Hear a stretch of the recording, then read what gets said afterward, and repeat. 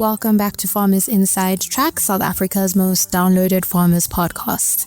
I'm your host, Patricia Timbo, and today's episode is brought to you by the Red Meat Producers Organization. Today's episode is about climate-smart genetics, breeding for a hot and sustainable future. Here is my colleague Lisa Kanyavena in conversation with Ndumiso Gule, director of Gule Agri Consulting. Hi, Ndumiso. Welcome to Farmers Inside Track. Thank you so much for joining us. When people hear about climate-smart genetics, what does that actually mean for farmers on the ground? Greetings, Lisa, and greetings to your listeners. It refers to when a farmer finds himself on a farming setup and he needs to make a decision which breed to farm with if he has decided to go with cattle farming. So he will look at his environment and say, okay, I'm in a hot area. It's a low rainfall area. And then he will look at his vegetation and say, okay, I've got a bit of grass, sweet felt. And then he would look at the amount of grass he has. And then we'd look at things like humidity and all of that. And then is he likely to get frost or snow in winter? What are the average temperatures, high temperatures and low temperatures throughout the year? With all that information, which is climatic information that he has collected, he will then take that and select the suitable breed to that environment or to that climate or to that location. There are many different beef breeds, and each beef breed is suitable in different environments. And then once he's got that information, then if he feeds in a very hot area, low rainfall, harsh areas, he can go with a Nguni, with the Boran, with the Brahman. If he's in a very cold area, good rains and all of that, and sometimes he gets snow in winter, he will then go for Taurus type animals that are hairy, the British breeds animals such as an Angus, a Simmentala or a Hereford. Let's come to the question you've asked. I've just mentioned single breeds. What the cattle experts have done is they've created animals that are suitable to fit in different environments. I'll make an example like a Beefmaster, which is a composite breed that is made up of 3 different breeds, which is a Brahman, both Indicus animal suited to harsh, hot conditions, and then a Shorthorn, which is a European breed. It's got a lot of milk, but does not have adaptability as much. And then the Hereford, which is blocky, has got meat capacity, but does not have adaptability. And they've put those animals together.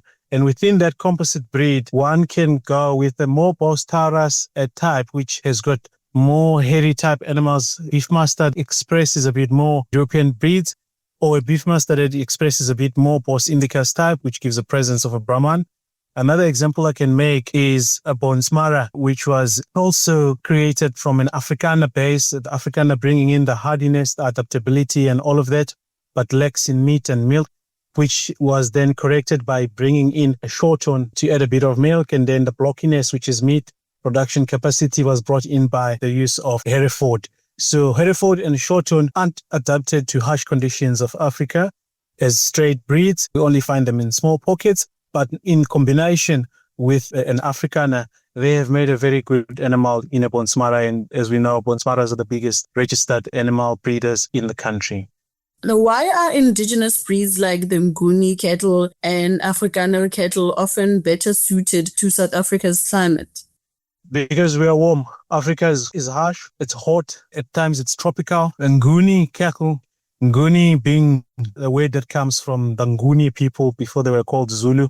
So Nguni cattle are cattle that have been occurring in Africa, in South Africa, for the longest of times.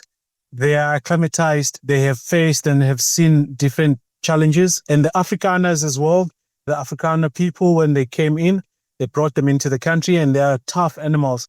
It's better to have an alive animal than to try and bring in a fancy genetic animal and then it dies. They survive and they play a big role, or they have played, which they still continue to do, a big role in the beef industry in terms of how they've been crossbreeding to create formidable beef breeds. Like an Afrikaner is the backbone of the Bonsmara. Without the Afrikaner in the Bonsmara cross, the Bonsmara wouldn't be existing today. How do these breeds naturally handle heat, drought, and tougher grazing conditions compared to other cattle? They've got a smooth coat and not a lot of hair. They've got loose skin, which provides more surface area for cooling down when it's hot. They are small in frame. That means they are mobile. On average, a fully matured Nguni cow will weigh 360, 380 kilos, and she will only need to eat 3% of her body weight. Let's put it in numbers. That could be about 8 kilograms of grass that she needs to eat a day. Then let's go on to the other opposite end. You get, for example, I'm not trying to pick on this breed, so I'll just group them. So you pick up a Simmenthaler, Hereford. Their cow matured weight can go up to 550, 600 kilos. And they need to eat about 16, 17 kilos of grass per day, every day. So now in the day, you've got 24 hours is for grazing, gathering grass, 8 is for resting, and the other 8 is for a chewing cud. Now, an Afrikaner or a Nguni cow will need less than 8 hours to gather its total amount of feed required versus the other breeds where they need a longer time. So in that way, it has made them more adaptable in the African conditions. The other animals, you do need to have pasture, you do need to have good felt, whereas the Nguni and the Afrikaner, they can wander and fend for themselves. And Ndumiso, of course, it's no secret that farmers are under pressure to cut costs. How can low input animals help with that? This has just gone up by a total of 16 rands per litre. And it is in the farming, the farmers are currently harvesting maize. That means maize price is going to go up. When maize price goes up, feed price is going to go up. It's going to cost more to feed cattle. We can always talk low cost, but I'd like to approach that question by saying it's all about the return on an investment. Other people talk about low input cost, but what am I getting out of that? The thing we need to talk about in today's economics is the return on investment that we're getting on our cattle. Is my head as a total giving me the best conception rates or pregnancy rates? Am I getting the best winning rates? And am I getting the good winning weights? Are my animals able to fall back pregnant and give me a calf every year?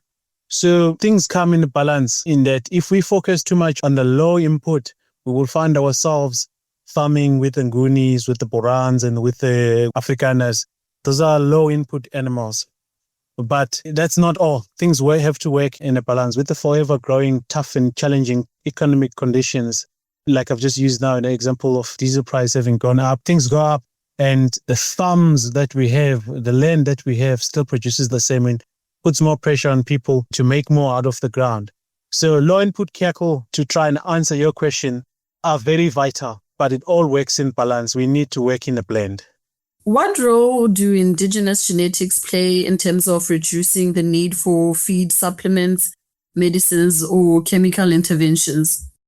I'll go back to say use a Bonsmara where they used an Afrikaner, Jan Bonsma, the creator behind the breed. If you didn't produce an Afrikaner into a Bonsmara breed, there was not going to be that good adaptability or efficiency. So with these indigenous breeds, the role that they have played first is to bring adaptability, is to bring hardiness into a beef animal that has been crossbred, and also to bring down the size, which is very important, the cow size. We're all talking about a cow that weighs 400 to 450 kilograms at matured weight. That is our happy place. That's where we find that cows that mature at that weight are easy to be happy. After winter, when the rains come back, they are quicker to be satisfied nutritionally. They are quicker to put on body condition. They are quicker to put on fat. And fat is the very most important thing in the beef farming industry. And those animals that are able to put on body fat quicker, they are the animals that want to fall pregnant quicker. And they fall pregnant earlier in the season and they calve early. And then in the intern, they get to raise their calves for slightly longer and they give you a heavier calf at winning. But also, because they've got the ability to put on fat quicker, they then fall pregnant to give you a calf every year. So the indigenous breeds or the heritage breeds have played a big role in reducing the cow size and giving that adaptability and that early maturity genetics onto the animal, because they by themselves, they do lack in meat production capacity, but they don't lack in anything else but just that. And in Ndumiso, earlier on, you did speak on the importance of an investment paying off. So from a profitability point of view, right, why is resilience becoming just as important as production? It's better to wake up every morning and count your 100 cows. They are there, they are alive, they're still going, even if they are not pregnant, than to wake up the next morning and count 2, 3, 5 animals that are dead or dying every day. So the resilience comes from the willingness to keep on moving forward, to keep on living. And that comes from these indigenous breeds. They've played a big role in adding that into the beef industry, into what it is. If you drive from Durban to Johannesburg, you'll see a lot of cattle on the left and the right-hand side of the freeway. And all these red animals, if you look, you see a Brangus. Oh, there's a Brahman in the background. But you won't see a lot of Brahman. But the Brahman has played a big role in presenting to us as farmers the Brangus breed. And the Brangus breed is resilient because of the addition that has come from a Brahman, which is an indigenous animal, the Angus wouldn't have done on its own. And as you drive up, you see Beefmaster. Oh, beautiful. The composite breed, 3 breeds put together. Again, there, Brahman played a big role in bringing that resilience, that hardiness. And then also, I can say the same thing about the Bonsmara. By the look of things, are young or commercial farmers starting to rethink the value of heritage breeds today? The young farmers that are coming in, we get involved with the farm-to-farm consulting and we observe. They're more excited about the composite breed. They are more excited about the Brangus. They're more excited about the Beefmaster. They're more excited about the Bonsmara. What I've seen happening is that they are paying less and less attention to the indigenous breeds. And that is purely because of its ability to put on performance. Well, what do I mean by performance? For example, let's say we go into the feedlot. When we're feeding cattle, on average, you want a good feed conversion ratio where you say, for every 7 kilograms of feed that I give to this animal, it must give me 1 kilogram back. Now, the Afrikaner and the Nguni battle to do that. You might go up to 8-9 kilograms of feed.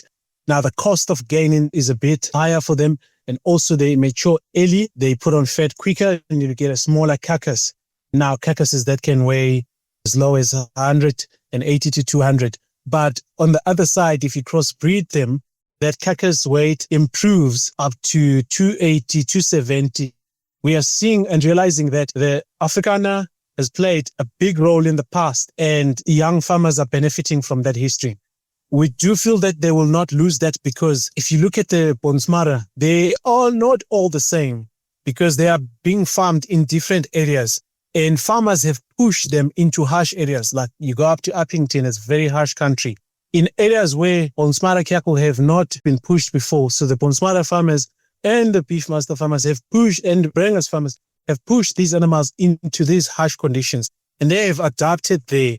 If you went to Midlands, KZN, around PMB, and you looked at the Bonsmara there, and you took a picture, then you go up to, say, Ladysmith, go into harsher areas and you take a picture of a Bonsmara there and you compare them next to each other, you'll see that the one Bonsmara that has grown in the harsh areas has got a bit more hump, has got a bit more loose skin, has got a bit more presence of the Afrikaner in the background. It shows.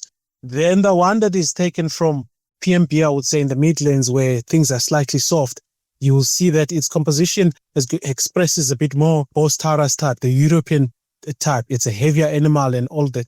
And for as long as we still have data and are able to read that and crossbreed to maintain the indigenous bloodlines within the composite breeds, we will not go backwards, but we will only go forward. Yes. Some people still see indigenous breeds as traditional rather than just innovative. How do you respond to that? To an extent, I agree. If you take Nguni, the number of Nguni breeders have reduced drastically, but not as much as the Afrikaners. The Afrikaners have dropped a lot. And the Nguni cattle now are being used where people have a game farm and they will bring in Nguni cattle just for deco and all of that. There hasn't yet been a big breed that was created from Nguni to base it in Nguni. But in these emerging farmers' side, especially in KZN, such a big market that there are a lot of Nguni cross Brahman type animals that are doing well. They have produced a lot of calves, but not yet registered. On the Afrikaner side, it's the Bonsmara that we've seen that is being created out of that. And on the Brahman side, I can count more than 3 registered beef breeds, which are now known as studs, that have been created from that foundation. The Nguni and the Afrikaner, I don't see going forward people bringing them in to be used in the crossbreeding for big commercial uses, purely because in the already existing crossbreeds that include the Afrikaner, we still have plenty of Afrikaner genetics in those breeds. Looking ahead, could these local breeds become one of South Africa's biggest tools for future food security? I think we live in the future of them already. I think we started living in the future of them 25 years ago. So they played a big role 100 years ago, and they still continue to play a big role. We see a lot of Nguni pockets that are left. Farmers are not that well educated about the meat market. And every year we're getting more people being educated about stuff like feedlotting, about slaughtering cattle, about slaughter percentages. To be honest, the Nguni will slaughter a lower percentage and all of that. And people will want to move from a pure Nguni. The way things that are happening now, we've had a lot of inquiries of the guys asking for the red animals. So Beefmaster, Bonsmara, bring us to be crossbred onto their Nguni cattle. They still want the hardy genetics there, but they want that a bit of buff. They want that animal that's got a bit of meat production capacity. And I've also noticed that, if you drove from Durban and you go up to Vryheid, there used to be a lot of Raman cattle on the side of the road, Simbra cattle. They've gone down a bit, purely because of the size of the animal.